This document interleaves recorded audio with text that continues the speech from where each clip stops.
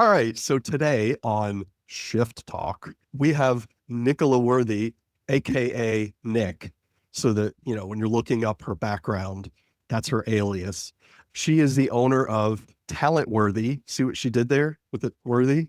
I love it.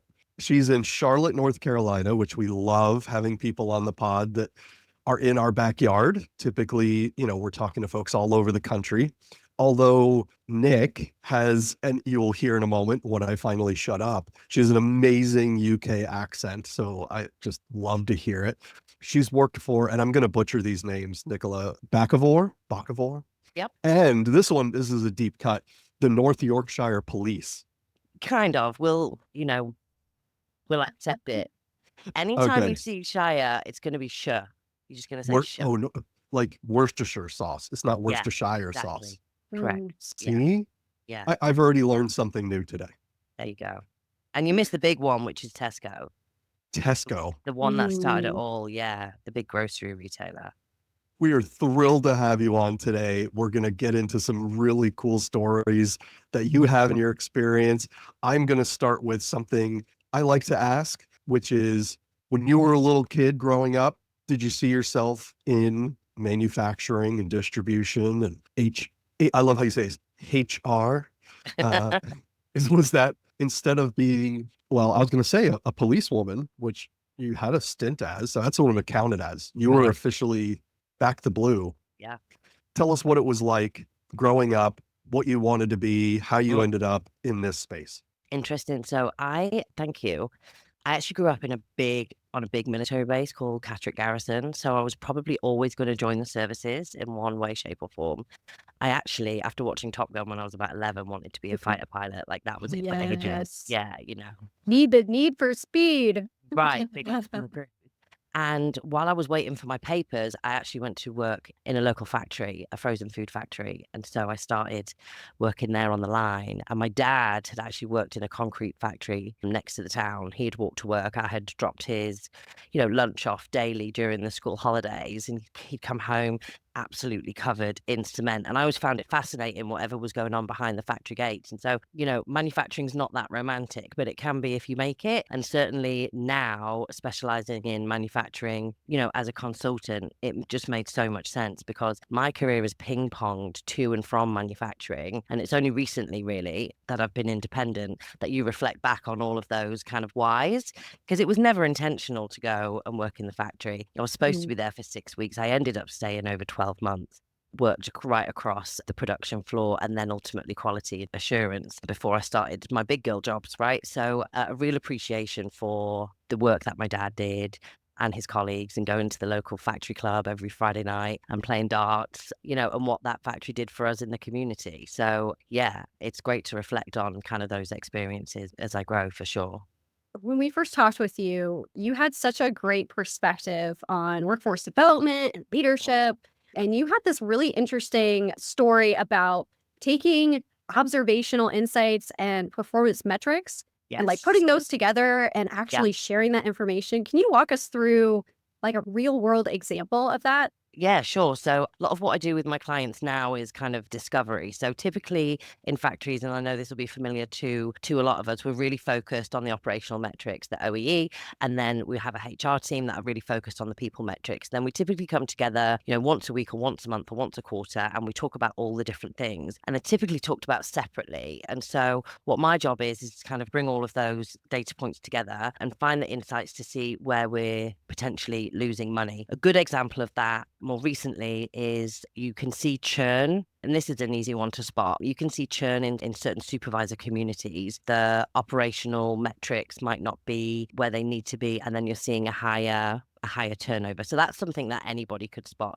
The harder stuff is when we're looking at things like customer complaints. So how do we bring in not just the operational data, but our sales data, and looking at our customer landscape too, and plugging all of those things together. So a good example is, again, a more recent one, is where we think, okay, we're losing margin somewhere. We're not exactly sure where. And actually, when you pull the data in, not only do you look at the metrics, but you're starting to interview people around the facility or around the business, right? So the VP thinks that our customer service isn't good enough, right? And that we all need to be trained on customer service. And so we get everybody working in customer service. That's the ask. And we're going to help them get better at customer service, whatever that means. But actually, with a deeper dive and some interviews, you start and see that it's not the people working in customer service, actually. It's our ops managers, it's our warehouse managers, it's our people who have less of a commercial understanding or a commercial acumen that potentially are leaking information. So what's great is they've got great relationships with suppliers and customers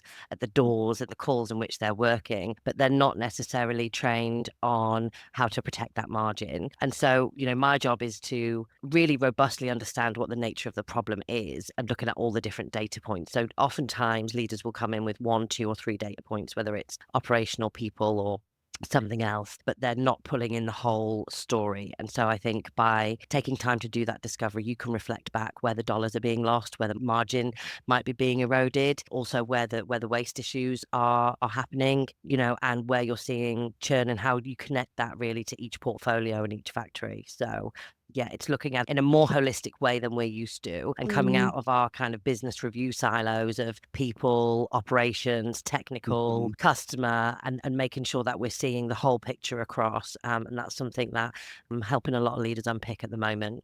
You had a great analogy when we talked last. I'm trying to remember what it was about Chef Boyardee making cans of, was it lasagna? You were like, they don't look at the whole picture. They only look at one piece of it. And I try to bring them back to, if you're making this product, there's lots of things that go into it. What? Yeah. Well, there was a couple of things. I think maybe we were talking about turnover and we were talking about losing the different pieces. We joked around, we were talking about cost of turnover, and we said, how do you calculate cost of turnover? And we say, well, we make it up. And that's Right. hilarious. And it's a little facetious, but also it's a little bit true. And here's why. Because each facility, each business, each global company should have their own set way of calculating cost of turnover. And it's going to be different at each level of the business and also in each role. As long as it's standard across the piece that we're calculating, that's okay. In some job families, it's going to be 200% the cost of turnover. In others, it's going to be smaller at 20%. As long as we're calculating the cost of the vacancy being open, the recruiting, the training, we can do it differently. So that's how it's kind of made up, but also setting a standard that's right for that particular group. And what I like to do with leaders is really show them what that cost of turnover means for that particular group. And what that looks like is the widget. So whether we're making baby formula or whether we're making 10,000 meals of spaghetti bolognese every day, I really like to show operations directors how much they're losing in people. And there's a Spider-Man meme where all the Spider-Men are pointing to each other, and it's the HR generalist pointing to the supervisor saying, you keep losing people. And it's the supervisor pointing to the GM saying, I don't have enough people. And it's the GM pointing to HR saying, where's all our people? And it's this just ongoing cycle of blame because we don't have enough capacity or capability within facilities to really focus on developing the organization. And so we kind of try and stop all that nonsense and really elevate the conversation, because HR are desperate for it. They just don't have the time because they're so focused, and rightly so, on employee relations and keeping everybody kind of safe and well, but really taking them out of that Spider-Man meme, elevating it up a level. Hey, listen, we make 10,000 pies every week, right? We have to make 14,000 because we're losing $4,000 worth of pie production every week in our people, where we're hemorrhaging people issues. And that just really stops people in their tracks. And then the next question is, how many pies do you think we wasted last year in this facility? How many extra pies did we have to make? Or how many pies did we lose? And it works. It works at the president level. It works at the supervisor level. And it works with every leadership team in a factory, because it's like, dang, I could be doing a lot more with less if I just shifted my focus from the constant hiring, the constant firing, into let's dig a little bit deeper about what's happening, and let's try and elevate some of the competencies and the behaviors that are needed to stem some dollars that are walking out the door every day.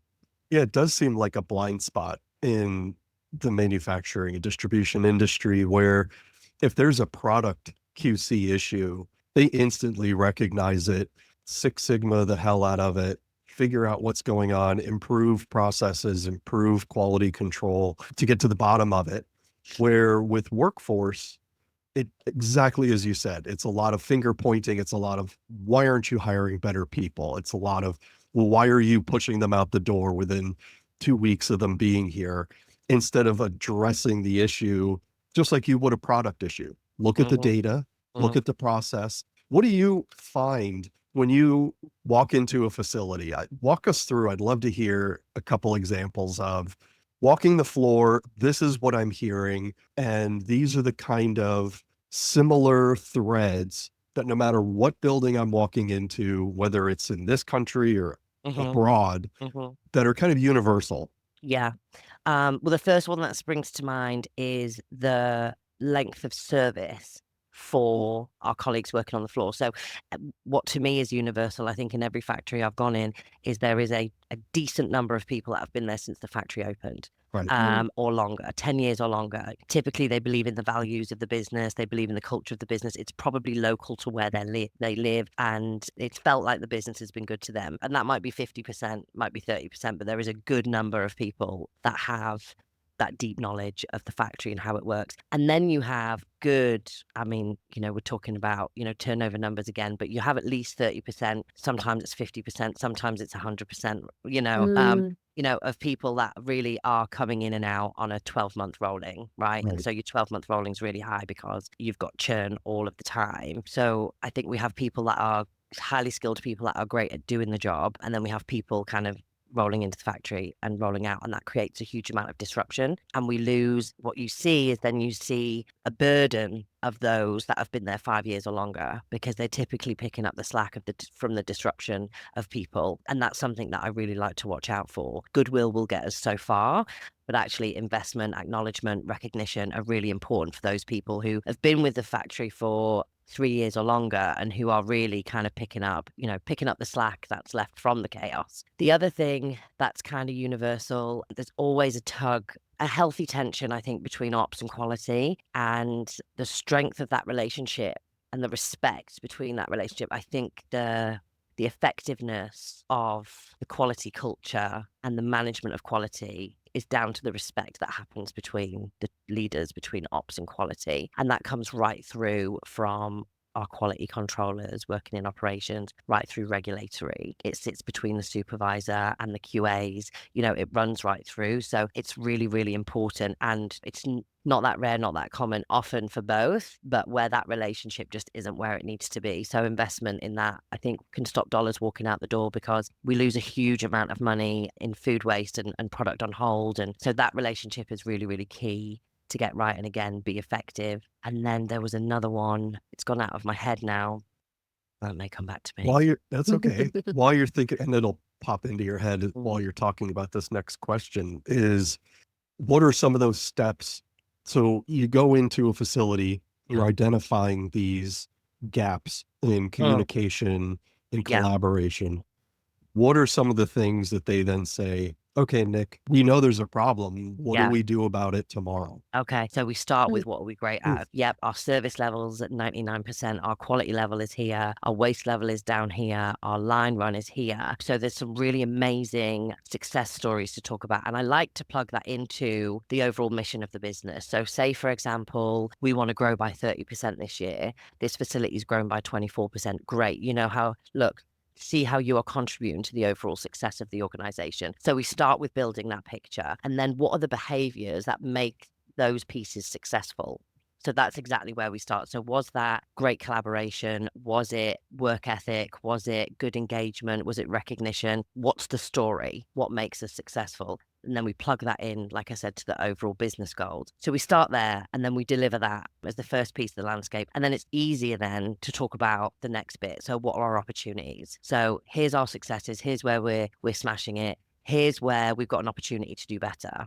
And again, it's pulling in those data points, whether it's, from the operational dashboard, including quality, the people metrics, and also like, where are we going as a business? Were we looking to grow our customer footprint? Are we looking to grow our operational footprint? Are we looking to simplify our categories? What is it that we're trying to achieve, and what's getting in our way? And we do that through a combination of data analysis and interviews, and we pull those things together and, again, reflect that back. So oftentimes it's going to be leadership capability and goal alignment. 7 times out of 10, we don't do a good enough job of setting our stall out from the top right through to the floor. Our colleagues who are working the floor can be totally engaged when they're told the story at the right times, at the appropriate engagement points. And so you see with a strategic goal alignment, which is a series of communication touch points, you will see either productivity or some of those gaps get filled really, really quickly. And it's an easy thing to engage leadership teams in factories on too, because they can see the results. It's quick wins, right? And then the leadership thing is, I prefer to do that in a really targeted way, because you're going to have lots of different people who are great at one and not at the other. So we really look at that as a really targeted way of tackling performance. It could be leadership development. So it could be, okay, we're going to develop these competencies, or it could be how we manage performance is going to look a little bit different for your team, and you're going to own it, and here's why, and here's how it's going to be effective. So there's lots of different ways you can develop the teams, but it has to be targeted to them. So typically it's either leadership behavior, strategic goal alignment, and a communication intervention, and performance management. So yeah, it would be one of those three typically. And then we would just build that out in a really practical, hands-on way. And we always reflect across the business. So we're not just engaging with Adam about how we're going to do performance differently in quality. Actually, we're going to engage Holly, who looks after the operation too. And we're all going to be a part of that conversation. We're all going to understand why and what is the outcome that we're focused on, but not before celebrating what we're already brilliant at. So it's a continuous improvement. Do you notice that something you touched on made me think of this, that there's a misalignment in departmental incentives being tied to different KPIs within the business, so that it ends up creating friction between these departments, because Yeah. HR is being aligned to and reviewed on data about hiring numbers, turnover numbers, tenure, that type of metric, where operations isn't being held accountable to a turnover number. They're being accountable to, are we filling the order that was placed 2 Right. weeks ago? Quality control metrics. Yeah, for sure. And that's why group dashboards are so important, so that each leadership team member is responsible for the whole dashboard and not just a piece of their department. So we have operational numbers we need to meet. We have people numbers we need to meet. We have sales numbers that we need to meet. And what came into my head when you asked about friction is the sales pipeline. Are we bringing in good business? Is this good for our factory? Does it fit in our facility? Does it fit in our group? And how we incentivize salespeople is really, really important. They have to be incentivized in a way that suits the operation, because so much money is lost in that sales funnel through bad business if it's not incentivized properly at the front end. That's a piece that I've always found really fascinating. And I think if you can simplify that process and get that right, you see collaboration go up significantly. The whole dashboard is what's important. So yes, there are tensions between people, HR, the operation, but it's about making that target everybody's target. And so when you're sitting around a leadership team table, is everybody signed up for this? And also, by the way, those people metrics, it's not the VP of HR that's responsible for those people metrics. Those operational metrics, it's not the VP of Ops that's responsible for those operational metrics. It's everybody here sitting around the table. And so how we're incentivized right at the top, and how conversations are happening between founders, and we just came across this recently, conversations happening with founders and making sure they are holistic. And it's not, that's your job, that's my job. It's how are we trying to achieve this collective goal together. That example actually was around sales and marketing. We were pumping so much money into marketing and not getting an ROI. That's the VP of marketing's fault. But actually, where it was the sales process and, kind of the back end bit that really needed some tweaking. And so actually getting everybody in a room and doing some goal alignment and saying, right, our big hairy goal is 60% growth. How are we going to collectively achieve that? And it sounds a bit twee, but it works. And it gets us out of cover your arse, and it gets us out of silos. And if you get it right at the VP level, you're going to lead by example for your directors and your managers and your supervisors. And it's going to, you're going to create that collaboration right through all your subject matter experts. But if you don't have that, and we see it all the time in lots of different places and spaces, people very, very focused on their piece. And for me, that comes back to comp, which is not my area, but it comes up all the time when we're reflecting this back to founders. You are incentivizing your senior leaders on the wrong things. So your senior leaders should be incentivized not on total sales or productivity numbers, but a blend of turnover, safety, sales, product, and so on and so on. And everybody's working for that collective bonus, not VP of sales is going to get it, because it comes back to the comp structure. Love that. Yeah. I wanged on a little bit there. I'm good at that. We love it. Yeah. Love it. Especially because it kind of goes back to that meme that you were talking about, Spider-Man, and everybody pointing the finger at each other. I feel like when we're aligned in the same goal, the whole business and organization gets better. And you see it with leaders who take the time to stand up and consistently talk about the goals and what's your job in us collectively achieving this goal. And they'll walk through the factory and they'll say, do you know how important the work is that you're doing? And this is the impact it's having. It takes moments. But we are so busy. We are so busy fighting fires, and we're busy with the latest issue, the latest and greatest. And there's 20 of them a day. It's very easy in my seat as an objective independent to tell you everything that's wrong in the business. I'm not living and breathing it every day, but I have. So I know how hard it is. And that's why we always start with the success and what we're doing great. And we try and deliver some good examples of, look, if with a bit more investment here and dial down over here, like these are some of the numbers that you can expect to see. Because we're in the business of creating value, right? Not just for our colleagues, but money value, monetary value for our businesses. So I'm coming in with a lens of, I'm either reducing risk, reducing cost, or I'm improving profitability. Like it's got to be one of those three things. And if you can't tie an initiative to one of those three things, then I'm in the wrong job. Yeah, it's like delivering a shit sandwich. Something nice. A little bit of, I love how you say, there's some opportunities. Yeah. I love phrasing it that way instead of you suck at this. And then another little nice piece of, positive reinforcement. Everyone looks great. The building is clean. Just something nice. Yeah. And I think being as transparent as you can be about the struggles too. So many leaders protect or think they're protecting the business from either customer issues or operational challenges or, maintenance or equipment. We didn't get the right machine in on time, but people talk and people find out anyway. So they're not stupid. Right. So, and they know more than the leaders, inevitably. And where I've seen it really great, I worked with one president who was just on the front foot with comms all the time. Whenever anything happened, he would share either in person or via the community engagement or the TVs, whatever it looked like. He would be on the front foot at every opportunity, sharing what he could and what was appropriate to each audience. But it just gave everybody a sense of assurance that, they do know about it and they're doing something about it. And and giving people an opportunity to, how can I support that? And how can I get on board? So many times we have conversations where owners especially will say, they don't need to know that. What's the cost of not knowing it though? And so I find that a really interesting conversation to unpick. And it's protection. We're all just trying to protect our business. So it all comes with good intent for sure. Speaking of people and bringing in workers and people that are not at the leadership level, bringing them into what's happening in the business so they have an awareness of.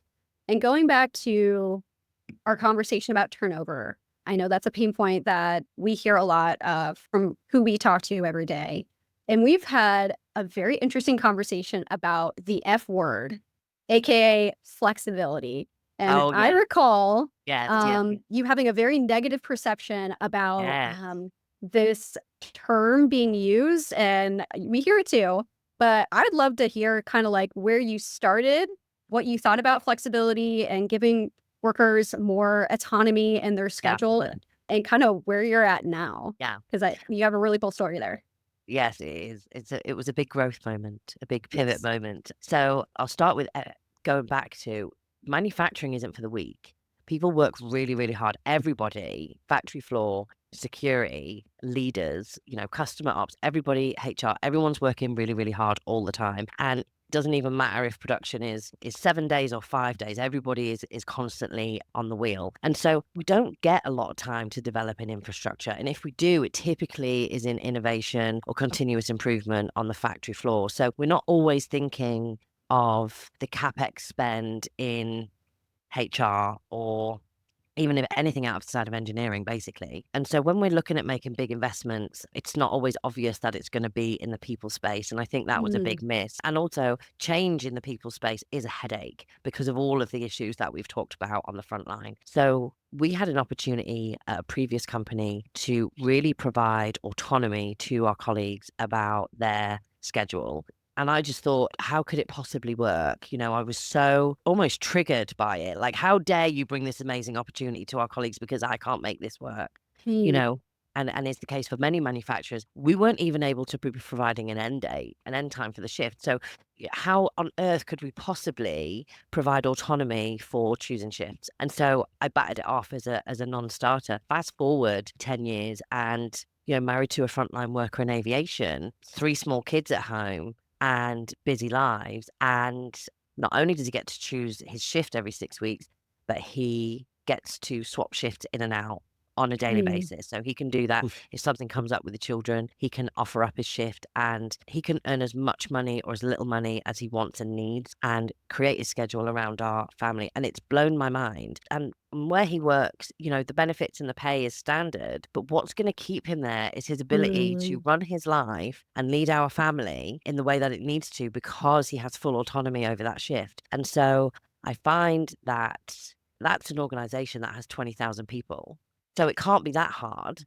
But Right. they can do it. Right. And so Exactly. now, So now when talking to founders about retention, that conversation is front and center. And really the 2 first ones, before we get into all this lovely stuff that we've talked about today, what are you paying? And how is that reflected in the area that you're trying to work? And what is people's experience of work? What is your frontline experience of work? Those are the 2 real things to unpick and answer and get right first before we go into kind of all the challenges and how we develop the organization. And so if people are having a hard time with the shift pattern, if people are having a hard time managing their lives, this to me is the front and center kind of opportunity to retain your workforce, give colleagues the autonomy that they need. And it might be hard for 6 months, but if those companies are doing it, your company can absolutely do it. And I'm excited to do more of it, honestly, because it's been a game changer for my family and I know so many others. I think it's so ironic that, I know. and it makes perfect sense, because every company we talk to about implementing, and I'll use the autonomy word instead of flexibility. Yeah. And you're 100% right. Even internally, we're at a point where we say detest. Detest is a strong word. We don't love the word flexibility because it Yeah. has been so overused in Yeah. so many different circumstances that aren't really flexibility in any way, shape, or form. And so many companies, even those that have tried to give some form of autonomy or flexibility, have seen it fail and they just go, there's no way this can work here. It just absolutely cannot. Right. Many organizations see flexibility as a 4 days on, 4 days off, or, let's do a Correct. 10-hour shift and give an Yes. extra day. Or flexibility means everybody's got to leave early every day. It has been almost weaponized, really, certainly against certain demographics, certainly against mothers.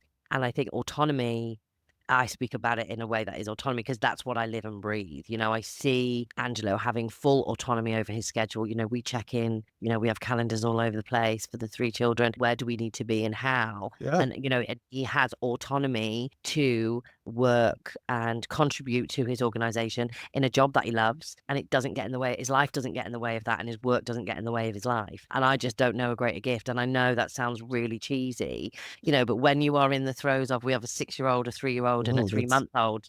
Yeah, That's life. right. And speak to any working parent and yeah, it's huge. It's everything, actually.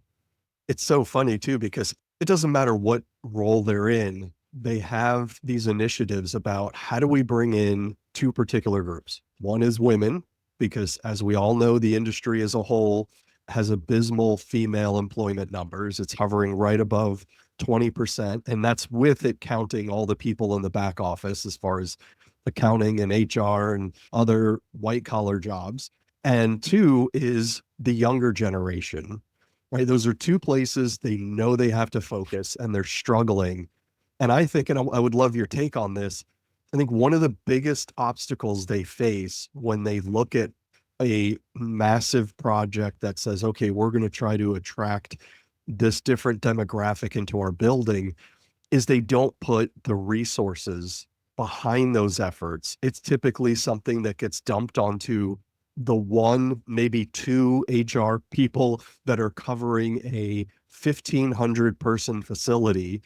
As it is, they're barely keeping their head above water. And now they're given an initiative that says, hey, figure out a way to create some type of flexibility in worker schedules and autonomy. And they just look at that and go, there's no way.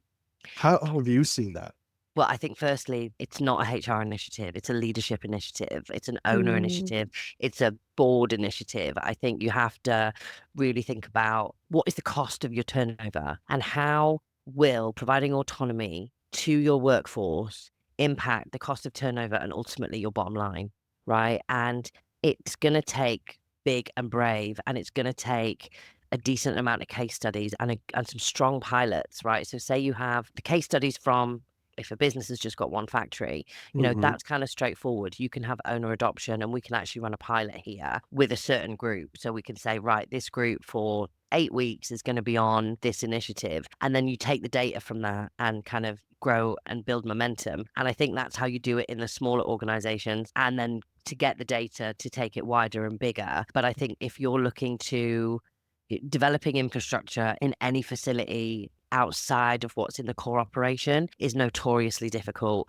from an economical point of view, from the capex investment, without that data. So you have to have a good, strong succession of case studies, and it's not going to be the HR generalist's job to do it. That is a whole transformation that would require investment. And so if organizations are kind of just dipping their toe in, well, that's okay for a few weeks, but actually you need to kind of broaden out the audience, broaden out the pilot, and continue kind of moving it and have it. The ops director needs to be on board, the VP of ops, everybody's got to be behind it. It cannot be, a HR generalist putting in a new system. It's just not that those two things, just, it kind of blows my mind. It can't be an individual site thing. If it's a multi-site business, you have to have your president or your founder or your CEO on board before you even start. So I haven't answered that question very well, but those are kind of my rambling thoughts. I see a think you did theme here. splendidly. Yeah, and I also see kind of a theme throughout our entire conversation about how you really need strong leadership to really innovate in a facility. No matter if you're trying to change like your KPIs and make sure that there's alignment with everyone, every department. So I think that's a really good takeaway for anybody listening to this. It's not just HR doing one initiative and ops doing another. It's the one team. With that said, how would you coach like someone in HR or someone who might be listening to this podcast right now thinking, okay, I want to do that. Like, how do I do that? How would you coach them through that? Always start with what is the business trying to achieve, and have that conversation. Our HR colleagues working in the field are dealing with 1,000 transactions a week. Okay. So if you're looking to elevate, you want to pause on that transaction for a second and really kind of bring yourself up to the business level and thinking, okay, the business wants to grow by 30% this year, or, what's the local economy telling us, or what's our customer base doing? Just spend 30 minutes a week on the insight in your industry and your category. So what's happening in my industry? Who are my competitors and what are we trying to achieve? And those things will really enable the conversation to be elevated with your site leader. So, hey, look, we're looking to improve quality by X% this year, or we're looking to not have any recalls. Here's something I've been thinking about. And so the constant, we're unable to do this kind of changes to, hey, if we want to achieve 30% less issues in labeling, here are the 3 things that we need to do. So the conversation has to be flipped between kind of escalating and owning. And so any HR colleagues, get on board with what is the business goal and learn your language around your business metrics and not just your people metrics. And offer observations in every site leadership meeting. Here's what I'm noticing. Here's what I'm noticing. Here's what I'm noticing, and here's why this is a great opportunity for us, or here's what I'm noticing, and here's why it's going to get in our way. And that's how you get a seat at the table, I think. I love that, because that's the piece I think HR plays in most organizations, is they are the window into the outside world in a different way than the marketing and sales. Their job is to reflect, okay, this is what our potential buyers want and our potential clients want out of the product and out of the delivery. The HR is really the window into, this is what's happening in the workforce in broader strokes, and they need to be able to speak up, like you said, to get a seat at the table to say, this is what I'm hearing on multiple exit interviews. This is what I'm hearing during pre-screens and interviews to bring them into the facility, that this is what they're demanding. This is why they're leaving. And if we don't respond to that, we're just going to continue to sit on this hamster wheel and burn everybody out. Absolutely. So there's the triangulation of the knowledge, the insights they already have access to, and it's elevating that to show the business that they understand what the capability gaps are, right? And so, Mhm. hey, these are the three things that we really wanted to achieve this year. We might not be able to achieve them because we've got some capability gaps in A, B, C, or D, and F, instead of just saying what that kind of 10 issues is that they might have seen. It's relating that and connecting it back to what the business is trying to achieve all the time. And that, coupled with the insights that they're exposed to all the time, will really elevate that conversation, because the anecdotal feedback doesn't carry a lot of weight. We like to Right. see data and exit interviews. I've had so many failures with exit interview programs because the data doesn't always fit the narrative, right? And so they're really hard things to get right, and there's not enough of them ever. I don't think I've ever had an exit program that has given clear trends. I know we're kind of going off topic, but probably a lot of failure of mine. But I know kind of 3 exit projects or exit programs that have failed because we're taking 1 or 2 data points and making that the challenge. And so I suppose the learning with exit interviews, certainly for me, has been, don't look at it in isolation. What's the exit interview telling you in line with the rest of the landscape? And so, because delivering exit data has been really tough in my career. And so I don't think I would do it again without, here is some of the hiring, here's some of the local economy, and here's how some of the exit data is related to what we're trying to achieve. That I makes think that, perfect sense. It yeah, needs to be in context. yeah. Yeah, I think that's so important for sure. One last question. Mm. What do you think manufacturers and distributors are going to face this year? Obviously, a lot of uncertainty. Yeah. How do they navigate that? Oh, gosh, I don't know if you're asking the right person, but I'll give it a shot. I think one of the big trends I'm seeing already is that CapEx spend is being on hold because of the chaos in the political climate. So I think that's really hard. So already where, there may not have been enough investment in the infrastructure, it probably isn't going to happen this year. And I think that's having a knock-on effect with the manufacturing adjacent industries. So the equipment providers and installers certainly, I think, are struggling with that. And I think the conversation around AI is a huge distraction for leaders. I mean, I may be data point of 1, but I think the AI and manufacturing conversation really isn't any different to the automation conversation that we've been having for decades. 100%. Yeah, AI and automation AI, like automation, will help us upskill our colleagues and, deliver improvements in our business. And so I'm kind of encouraging leaders and founders to take that AI conversation and that education in context and make sure that actually, let's stick to the practical issues that we're facing. The skills gap isn't anything new, but to your point around the demographics, keeping hold of the right people and paying them enough, the pay conversation has got to come back on the table, because some of the comp data tools, I don't know if they're outdated because it's not my area of expertise, but I'm seeing it a lot that we've got comp data that isn't really matching frontline workers' experience in this economy. And so a lot of our frontline workers are working 2 jobs, 3 jobs. And I think whatever leaders can do to support frontline workers get home safely, they already do that, but be able to pay their mortgages, be able to not work so many jobs and so much hustle. I think that should be something that we're all concerned with. It makes a lot of sense. We really enjoyed this conversation. I definitely This want to is have great. more for sure. Oh my gosh, you're a wealth of knowledge, and there's so many takeaways I have, and I know the people listening definitely will too. Speaking of having a further conversation with you and connecting with you, how can folks do that and Oh, maybe great. partner with you with Talent Worthy? Yeah, awesome. A number of different ways, really. We do fractional talent leadership, where I can be a talent partner in your business on an ongoing basis. The most popular one right now is the discovery package, looking at a lot of the insights that we just talked about. So really to find out, it's a 4-week program where I help you identify the dollars walking out their door from a people capability point of view. And we do a number of other bits and pieces too, but I think those are the 2 main ways to partner. People can reach me at nicola@talentworthy.us. I am a business of 1. Yay. Yeah. Solopreneurs. Yeah. Again. And mainly my client base is food manufacturing and adjacent in industries in packaging and chemicals, and then small to medium. So typically from 100 colleagues right through to about 2,000 is my sweet spot. Wonderful. Oh my gosh. That's awesome. Yeah. Thank you. This was so good. Loved Cheers. it. Thank you. Have a great day.